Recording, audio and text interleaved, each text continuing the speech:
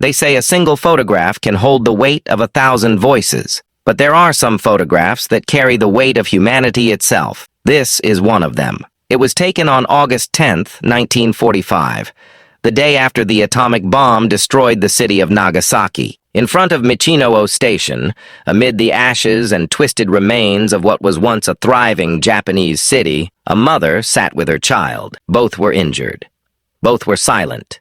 Both were waiting for their turn, for treatment that might never come. The photographer, Yamahata Yōsuke, moved quietly through the rubble that morning. He had been ordered to document the aftermath, to show the true scale of what had happened. But when his lens found this mother, feeding her burned child amidst ruin and despair, the world changed. Because in that single frozen moment, he captured the human cost of war, a cost that no words, no statistics, could ever explain. Nagasaki was a city of 240,000 souls. When the bomb dropped, tens of thousands were erased. In a single flash, their shadows burned into the ground, their lives gone in less than a heartbeat. But the survivors, those who lived through that blinding light, faced something even more horrifying. They were burned, bleeding, poisoned by radiation, and left to wander through a world that no longer existed. This mother was one of them. Her face bears the marks of the explosion,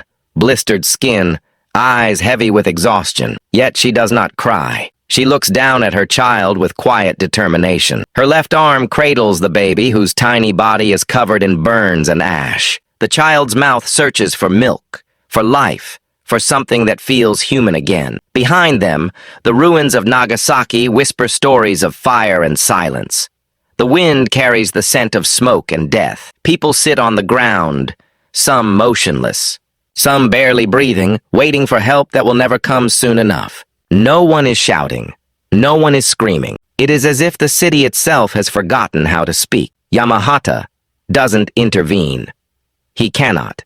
His job is to record, not to rescue. Every click of his camera becomes a testimony, a silent scream for those who will never be heard. He photographs burned children, dying soldiers, lifeless families still clinging to one another. And then he captures her, the mother who, even in the shadow of apocalypse, chooses to feed her child. That single act, nursing her baby, becomes the most defiant gesture of love in human history. Because where everything else had turned to ash, she held on to life. Even if it was fading, even if it was fragile, she refused to let go. The heat from the blast had turned the air into fire. Clothes disintegrated, buildings melted, glass turned into liquid. The ground itself glowed red. And yet somehow, she survived. Somehow she found the strength to keep breathing.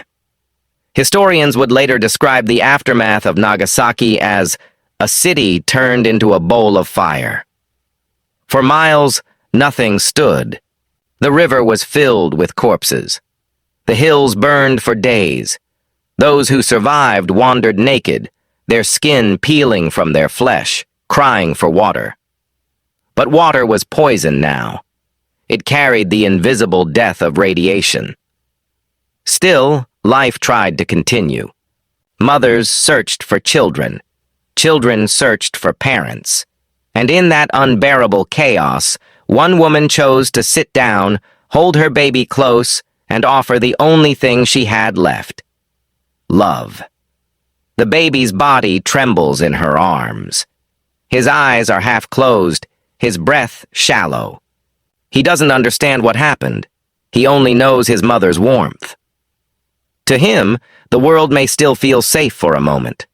To her, it's already gone. There are no hospitals left. Doctors are few. Medicines are gone. The wounded line.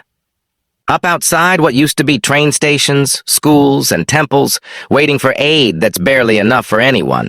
The mother sits among them. She waits her turn. She doesn't know if help will come, but she waits anyway, because that's what hope is, waiting for something when reason tells you not to. The photograph freezes her forever in that moment of waiting. A moment where the past has died and the future hasn't yet begun. A moment where humanity's darkest invention meets its purest instinct, the will to protect. When this photograph finally surfaced, it shocked the world. It wasn't the sight of destruction that stunned people. It was the sight of life trying to survive within it. Nations debated the bomb as strategy, as victory, as necessity. But here, in this image, all those words lost meaning. There was no victory, no triumph. Only a mother and her child, trapped in the ashes of history. And the silence around them was louder than any explosion. As the hours passed, more survivors gathered at Michino-o Station. They came crawling, limping, carrying the wounded in makeshift stretchers made from tatami mats and wooden planks. Every face told a story of pain. Every breath was a prayer. Some whispered the names of loved ones, others just stared into the distance. The mother never looked up. Her world had shrunk to the small heartbeat in her arms. The baby twitched once, then fell still, exhausted from hunger and pain. She held him tighter, rocking him gently, as if the rhythm could keep him alive a little longer. The sound of distant fires crackled in the air. The smell of burnt earth lingered like a curse. In the background, soldiers moved among the wounded. Some offered water, some took notes, but most could only watch, helpless in the face of so much suffering. And Yamahata, his camera still hanging from his neck, took one last photograph. He knew this image would never fade. He knew it would outlive all of them. This was not just a picture of war. It was the image of what war leaves behind, the unbearable cost of human pride and power.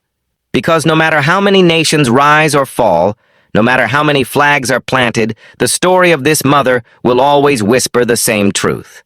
That life, in its most fragile form, will still reach for hope, even in the heart of hell. And that's where her story begins.